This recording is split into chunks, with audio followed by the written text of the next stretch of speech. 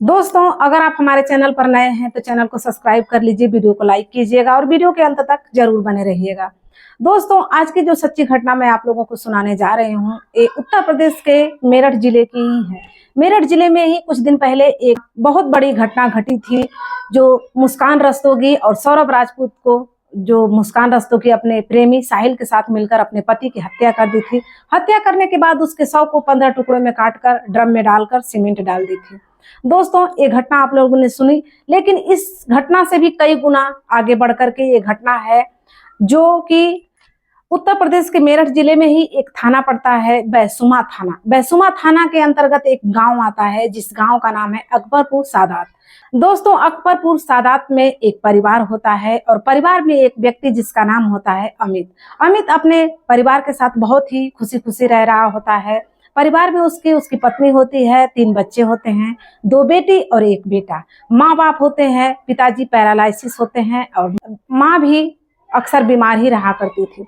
दोस्तों, परिवार बहुत ही अच्छे से चल रहा होता है, लोग बहुत ही खुशी खुशी रह रहे होते हैं। लेकिन इसी बीच एक तारीख आती है, 12 अप्रैल 2025, दिन शनिवार। उसी दिन वो रात को खा करके सोता है और सुबह में जैसे ही वो रोज की तरह 4 साढ़े 4 बजे वो तो उठ जाया करता था, लेकिन 12 अप्रैल की सुबह में वो नहीं उठता है। सुबह के 5 सवा 5 हो जाते हैं। माता पिता चिंता करते हैं कि आखिर क्या हो गया जो अभी तक उठा नहीं है।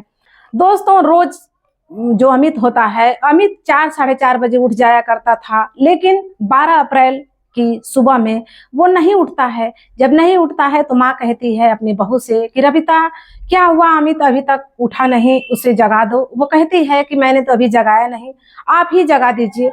जब उसकी माँ अंदर जाती है, उसके शरीर को हिलाती डुलाती है, तो उसके शरीर से कोई हलचल नहीं होती है। उसका शरीर ज्यों का त्यों उसी बेड पर पड़ा होता है। माँ उसके शरीर को और भी हिलाती है तो उसके शरीर के नीचे से, उसके बॉडी के नीचे से एक जहरीला सांप निकलता है, जो बहुत ही जहरीला होता है। दोस्तों, उसको देखने के बाद उसकी माँ थोड़ा दूर भाग जाती है, चीखने चिल्लाने लगती है। वहां पे गांव के लोग आते हैं, परिवार के लोग भी इकट्ठा होते हैं। जब देखा जाता है तो उसके बॉडी पे हर जगह निशान होते हैं, कम से कम उसकी बॉडी पे 10 जगह निशान होते हैं, जिसको सांप ने बार बार उसे डसा होता है। उसके निशान को देख करके गांव वाले कहते हैं कि इसको तो सांप ने काट लिया, लगता है इसकी मृत्यु हो गई। लेकिन अकबरपुर के गांव के पास में ही एक गांव होता है, वहां पे एक सपेरा रहता है, उसी को बुलाया जाता है। वो आता है, सांप को लेकर के जाता है। लेकिन इधर जो गांव वाले होते हैं, परिवार वाले होते हैं, वो बहुत ही जल्दबाजी दिखाते हैं और उसे लेकर के हॉस्पिटल भागते हैं। वहां जाने के बाद जो डॉक्टर होते हैं, डॉक्टर देखते ही जान जाते हैं कि इसको सांप ने डसा है, और 1 2 4 जगह नहीं बल्कि 10 जगह उसको सांप ने डसा होता है। इसके बाद जो डॉक्टर होते हैं उसे तुरंत ही अमित को मृत घोषित कर देते हैं। दोस्तों, मृत घोषित करने के बाद अब पुलिस को बुलाया जाता है। पुलिस आती है, बॉडी का निरीक्षण करती है। इसके बाद उसे तुरंत ही पोस्टमार्टम के लिए भेज देती है, क्योंकि पोस्टमार्टम के लिए वो तो चाहती नहीं थी, क्योंकि सांप ने डसा था। लेकिन फिर भी वो लोग सोचते हैं कि पोस्टमार्टम कराया जाए। इसके बाद पोस्टमार्टम के लिए लाश चली जाती है। इधर पुलिस पूछताछ करती है माता पिता से, तो माता पिता बताते हैं कि रात को खाना खा करके वो सोया था और सुबह में पता नहीं कहां से वहां सांप आ गया और उसको डस लिया। इसी की वजह से मेरे बेटे की मृत्यु हो गई, और बहुत ही ज्यादा रोते हैं। तभी उसकी पत्नी रविता से पूछताछ की जाती है, तो वो भी रोती है और बताती है कि रात के 10 बजे उन्होंने खाना खाया और वो अलग कमरे में सो गए और मैं अपने बच्चों को लेकर के अलग कमरे में चले गए, क्योंकि वो सुबह 4 बजे जगते हैं। तो जब रात को जल्दी नहीं सोएंगे तो सुबह कैसे जल्दी उठेंगे। इसकी वजह से मैं अपने बच्चों को लेकर के अलग कमरे में सोती हूँ, क्योंकि देखा जाए तो बच्चे थोड़ा लेट सोते हैं, परेशान भी करते हैं, आवाज भी करते हैं। इसकी वजह से उनको ये सब पसंद नहीं था कि कोई आवाज करे, कोई परेशान करे। मुझे जल्दी सोना है, ऐसा कहते थे। इसी की वजह से मैं बच्चों को लेकर अलग कमरे में सोती थी। पुलिस वाले कहते हैं कि ठीक है। इसके बाद रविता बहुत ही ज्यादा रोती है, क्योंकि उसके परिवार का एकमात्र सहारा जो था वो छिन जाता है, भगवान उसे ले लेते हैं। इसके बाद रविता और बच्चों का तो रो रो करके बुरा हाल है। दोस्तों, इसके बाद पोस्टमार्टम हो जाता है, बॉडी को परिवार वालों के हवाले सौंप दिया जाता है। परिवार वाले उसका अंतिम संस्कार भी कर देते हैं। इसके बाद दोस्तों, जो पोस्टमार्टम रिपोर्ट है उसको आने में 2-3 दिन का समय लगता है। दोस्तों, परिवार वालों के ऊपर तो ऐसा लगता है जैसे दुखों का पहाड़ टूट गया। दोस्तों, ये पूरी की पूरी घटना पोस्टमार्टम रिपोर्ट आने के बाद ऐसा मोड़ ले लेती है कि पूछिए मत। सुनने के बाद तो ऐसे लगता है कि ऐसा कैसे हो सकता है। दोस्तों, कोई ऐसा कैसे कर सकता है। पोस्टमार्टम की रिपोर्ट कुछ ऐसा नया मोड़ ले लेती है। दोस्तों, 3 दिन लगते हैं पोस्टमार्टम की रिपोर्ट आने में, और जैसे ही पोस्टमार्टम की रिपोर्ट आती है, पोस्टमार्टम की रिपोर्ट में साफ साफ लिखा होता है कि जो अमित की मौत तो हुई है, लेकिन सांप काटने से नहीं हुई है। सांप काटने से कुछ घंटे पहले ही उसकी मौत हो चुकी है। इसके बाद उसको सांप से डसवाया गया है। दोस्तों, ऐसा कौन कर सकता है और किस चीज के लिए कर सकता है। इसके बाद पुलिस वाले परिवार वालों को तो देखते ही हैं, लेकिन माता पिता पे वो शक नहीं करते हैं, क्योंकि माता पिता ऐसा क्यों करेंगे अपने बच्चे के लिए। तुरंत उन लोगों की शक की सुई उसकी पत्नी रविता पर जाता है। वो लोग तुरंत उसे गिरफ्तार करते हैं, थाने लेकर के जाते हैं। वहां जाने के बाद उससे पूछताछ होती है, लेकिन वो पूछताछ में भी उल्टा सीधा बताती है, गलत बताती है। लेकिन जब पुलिस सख्ती बरतती है तो दोस्तों, कहते हैं ना कि जब पुलिस अपने पे उतर आए तो मुर्दे से भी उगलवा सकती है सच को। तो ऐसा ही होता है, जब पुलिस सख्ती बरतती है तो तुरंत ही रविता टूट जाती है और उसमें एक नाम लेती है, जो कहती है कि मेरा प्रेमी है, जिसका नाम अमरदीप है।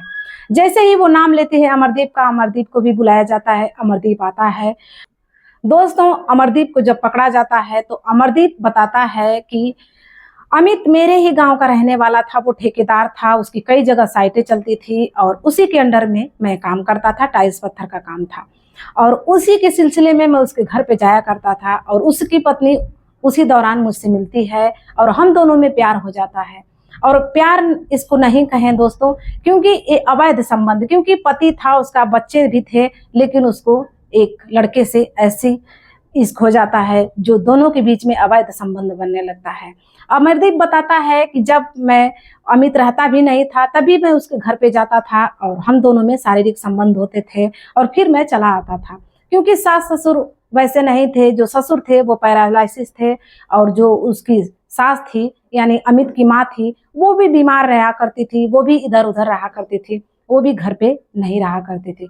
घर पे रहती थी तो रविता।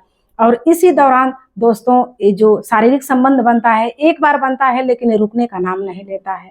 इसी बीच भनक लग जाती है अमित को कि जो अमरदीप है और मेरी पत्नी रविता, ये दोनों के बीच कुछ गलत संबंध है। इसके बाद अमित अपनी पत्नी पर निगरानी रखने लगता है और उसे मारता पीटता है, और एक दिन बहुत ही ज्यादा लड़ाई हो जाती है।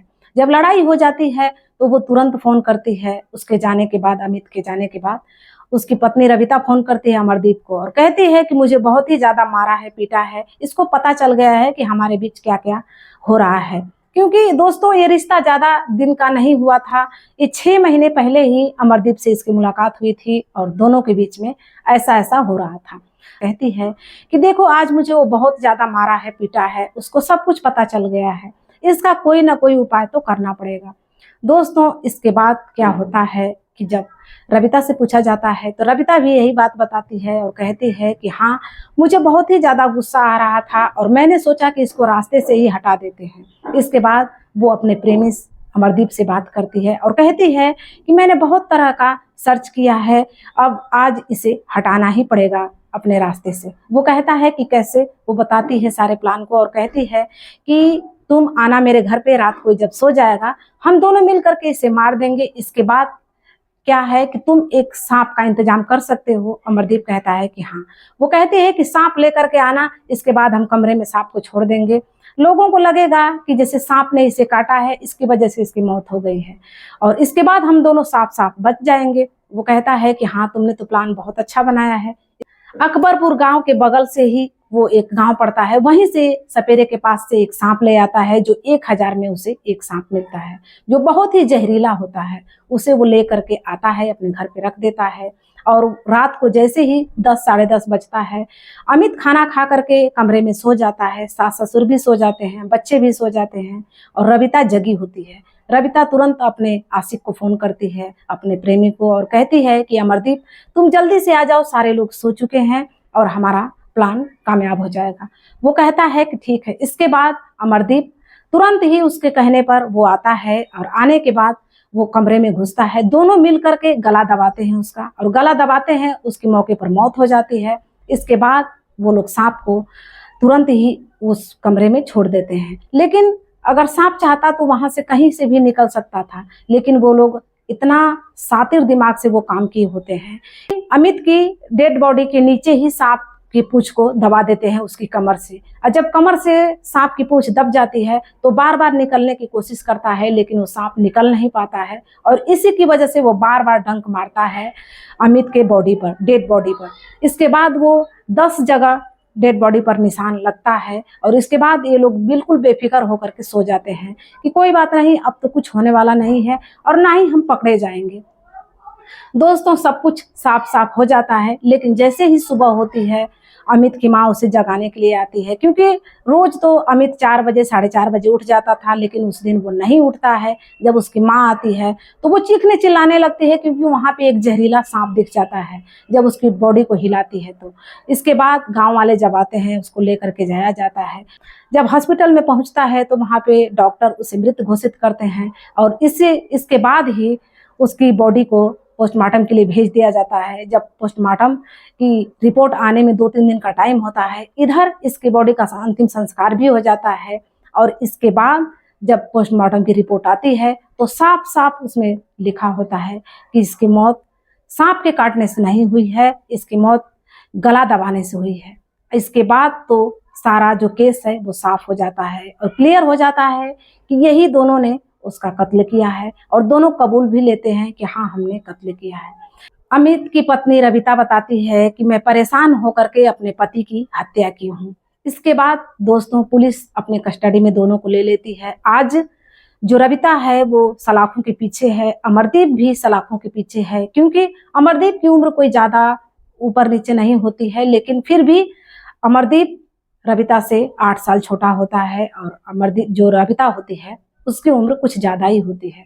दोस्तों, प्यार का भूत कुछ ऐसा सवार होता है कि अपना पति नहीं दिखता है, अपने बच्चे नहीं दिखते हैं। ये दुनिया कहाँ जाएगी, कितनी क्रूर हो गई है दुनिया। जिसके साथ 10 साल बिता चुकी वो महिला आज ये अपने एक आशिक के लिए अपने ही पति को कैसे मौत के घाट उतार देती है। दोस्तों, आज की जो घटना है आप लोगों को कैसी लगी और क्या इस पर आप लोगों की राय है, आप अपनी राय कमेंट बॉक्स में जरूर दीजिएगा। मिलते हैं ऐसी ही कहानियों के साथ में, तब तक के लिए धन्यवाद।